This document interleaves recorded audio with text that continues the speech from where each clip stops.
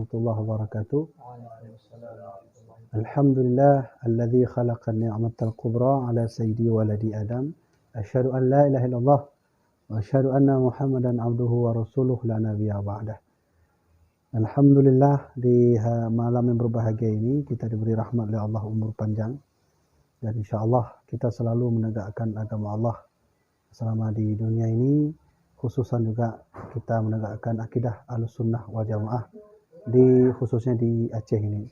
Perlu saya sampaikan bahwa salah seorang raja kita, Al-Imam Al-Adil Iskandar Muda Mukuta Alam, dalam naskah tua yang tertulis atau termaktub di dalam kitab Qanun Mukuta Alam, bahwa Iskandar Muda berpesan, salah satu pesan beliau adalah jangan pernah mengikut akidah selain daripada Ahlus Sunnah wal Jamaah, dan beliau berkata jangan ikut Khawarij, jangan ikut Syiah, jangan ikut Mu'tazilah. Demikianlah pesan dari Iskandar Muda yang termaktub dalam Qanun Mukuta Alam, yaitu Qanun Al-Asy yang bersumber dari Al-Quran, hadis, ijma' dan qiyas, atau bahasa lainnya ini adalah undang-undang kerajaan Aceh Darussalam yang dulu pernah ditulis oleh Sultan Ali Muhayyad Shah. Saya ingin katakan sebenarnya Aceh sejak berdiri pertama kali dulu pada abad ke-7 hingga hari ini, Ahlus Sunnah wal Jamaah itu adalah akidah yang resmi.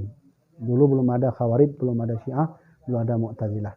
Oleh karena itu saya ingin sarani kepada seluruh pemuda, juga seluruh para masyaikh, kepada seluruh asatid, mari sama-sama kita tegakkan Ahlus Sunnah wal Jamaah.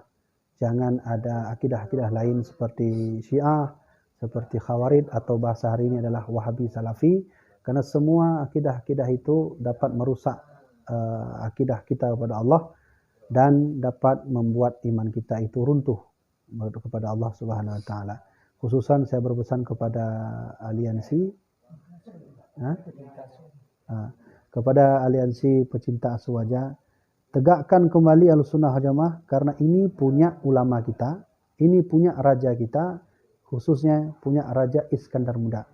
Aceh ini dulu adalah modal utama penyebaran Islam ke seluruh Asia Tenggara dengan akidah Ahlus Sunnah wal Jamaah.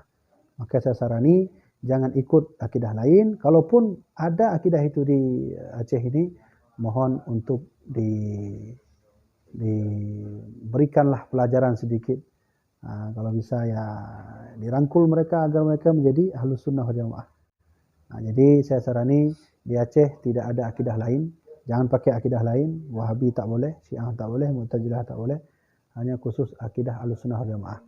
Jadi apa yang saya sampaikan ini, teman-teman sekalian, bukan perkataan saya, bukan pesan saya, tapi ini adalah pesan dari Al-Imam Al-Adil Sultan Iskandar Muda Mukuta Alam yang termaktub dalam Qanun Mukuta Alam Al-Asy. Semoga Aceh terus berakidah Ahlus Sunnah wal Jamaah, tidak pada akidah lain, dan juga tidak dapat merusak akidah kita dari akidah-akidah yang lain selain daripada Ahlus Sunnah wal Jamaah. Mudah-mudahan bermanfaat. Wallahu a'lam bishawab. Assalamualaikum warahmatullahi wabarakatuh.